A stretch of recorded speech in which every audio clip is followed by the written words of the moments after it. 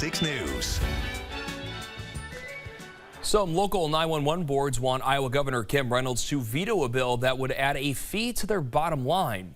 KWQC's Kayla Page details why state leaders say this is a vital change, while local groups who would shoulder that fee say it could impact your safety. 911, what's the address of the emergency? Iowa public safety leaders are pushing back on proposed 911 reimbursement legislation. It will require local 911 service boards to reimburse the state for what they call reasonable costs. These unreasonable costs, we don't know what that looks like. We don't know what that entails. We don't know if there's a formula behind that.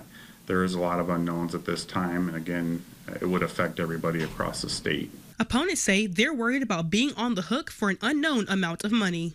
It does not provide us details or any type of parameters. It's very difficult to budget for future.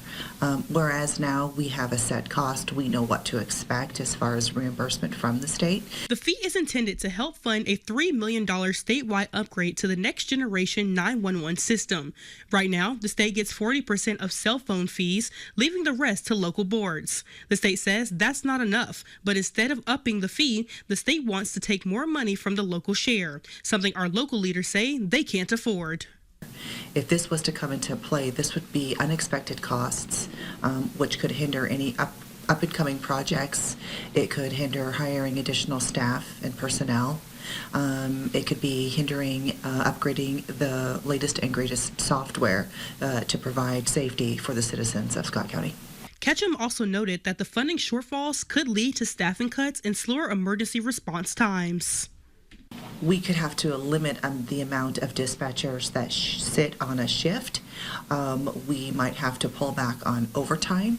And what that does is delay the answer of the 911 phone call. It could delay dispatching services to our first responders and our partner agencies.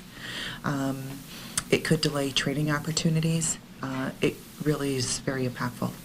In Davenport, Kayla Page, KWQC TV6 News.